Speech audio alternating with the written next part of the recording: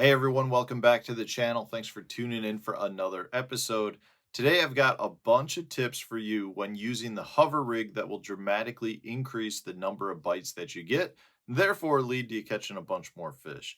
Now, you guys know if you watch my channel on a regular basis that the hover rig right here is a specially designed jig head to be inserted into your soft plastics that gives the bait a whole different presentation.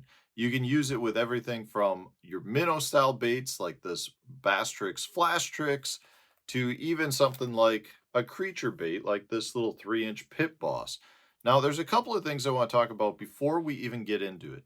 The first and foremost is do not limit yourself to the bait that you use. Like I just said, you can throw basically anything on it, and it's going to give an entirely different presentation to the bait when you compare it to other ways you used to fish it, whether that's a Texas rig or on a ball head, jig head, or a shaky head.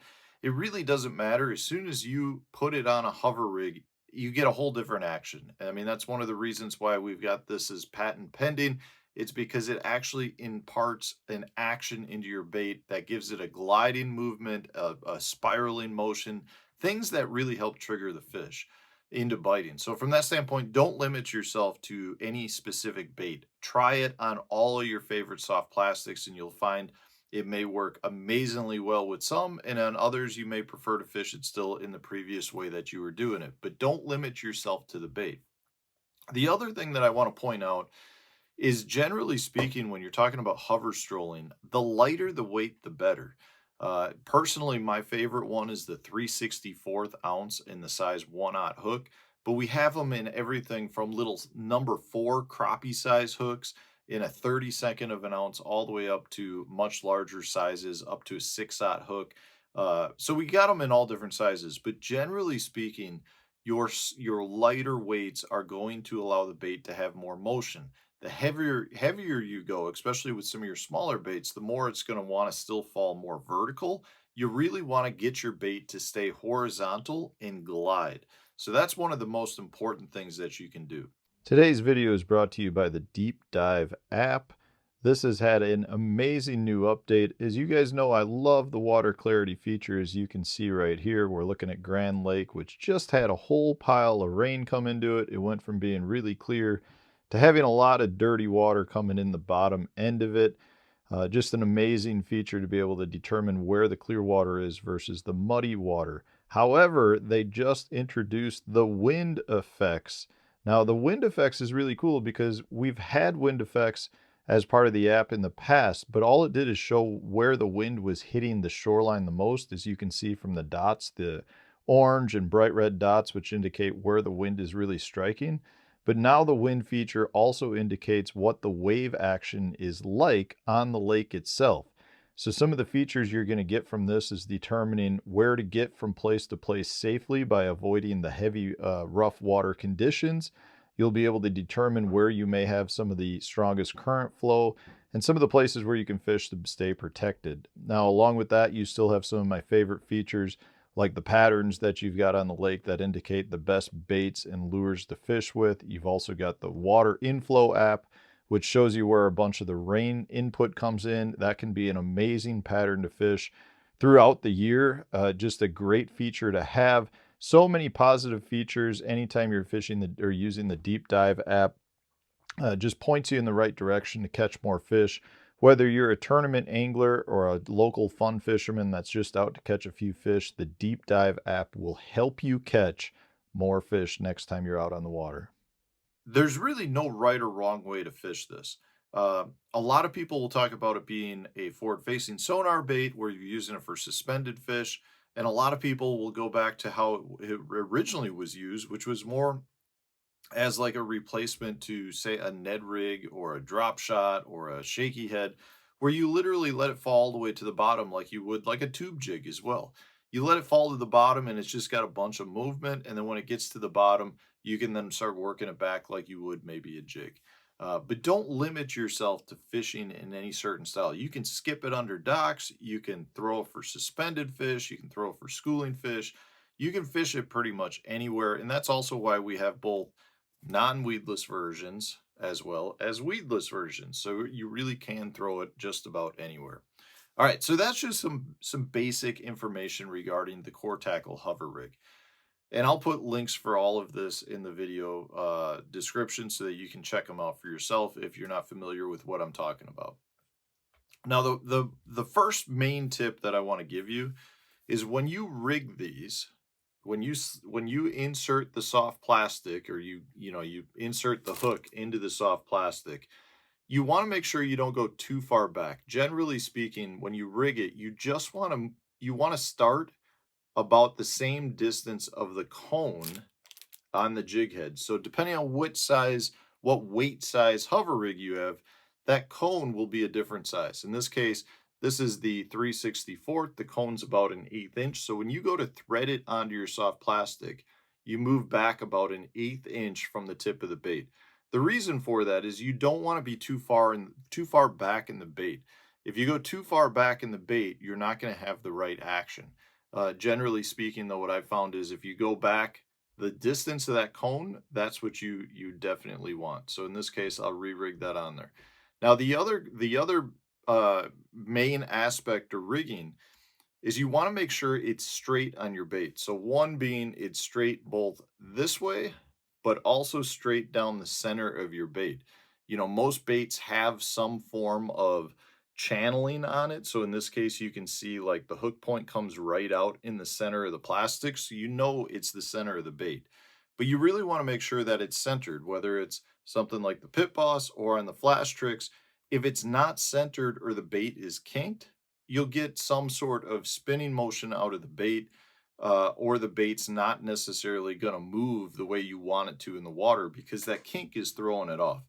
It's the same as if you had, say, a Texas rigged worm and the worm pulls down the hook and you have like some spiraling motion.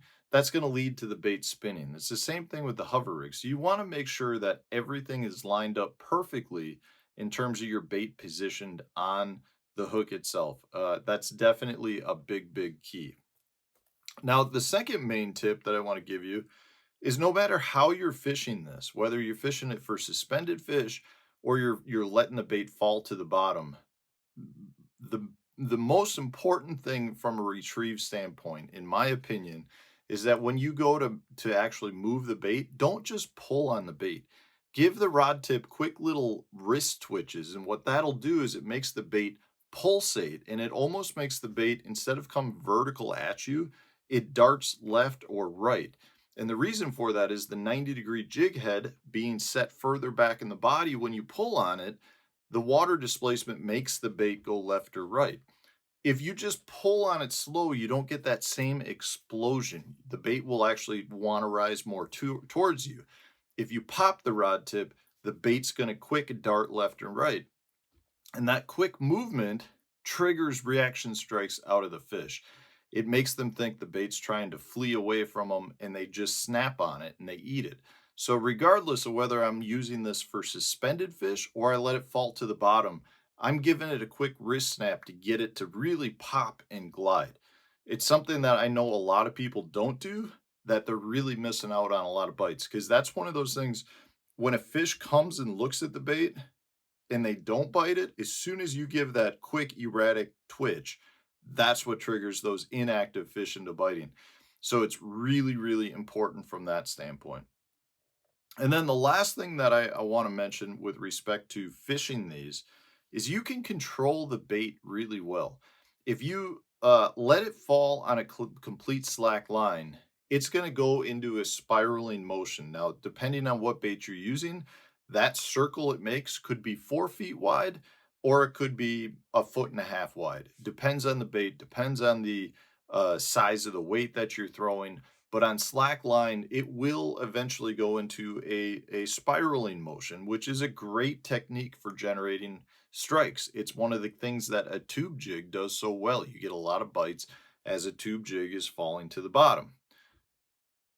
But if you want to change that, all you have to do is a controlled slack line. So instead of throwing your bait out and letting it fall on complete slack, keep your rod tip pointed in the air and have a nice bow in your line, a tight line, as some people would say it, or a controlled slack line. As soon as you do that, it takes the bait out of the spiral motion. and gives it just enough pressure to put it into just a straight gliding motion. So if you're using, say, a soft stick bait on it, that soft stick bait may go from a 3 foot wide spiral to gliding for, I mean, it depends how deep you're fishing, but it's going to fall at a 45-degree angle. So if you're in 10 foot of water, it's going to fall about 10 feet to the left or to the right. And it's all because you went to tight lining it or putting a controlled slack line in it versus letting it fall on a completely slack line. It's something you want to be aware of for a couple of reasons. One, if you've got a target and you want your bait to stay near that target, you might want it to fall on a completely slack line. Maybe you threw past the target or say a dock and you cast to the side of the dock and you want it to glide under that dock, use the control slack line and that'll actually get it to glide back up under that dock or to the left or to the right or whatever direction it's going. It can be very beneficial to you to know what a control slack line does versus a completely slack line on the fall with the hover rig. It's such a unique bait. It's something that there are still so many undiscovered cool things with it that we're learning pretty much every day, and other anglers are finding out. There's a reason people love it, and people are catching a tons of fish on it. So check them out, guys. I hope this helps you. I'm going to try to do these little 3 or 4 tip type things with most bait types. I just figured I'd start with the hover rig because I've had a lot of questions regarding it and some little things that I like to do with it. And I think this will help a lot of you guys catch more fish on it. So if you enjoyed today's video, hit the like button, subscribe to the channel if you haven't done so already. Stay tuned. We'll have a new video coming out tomorrow.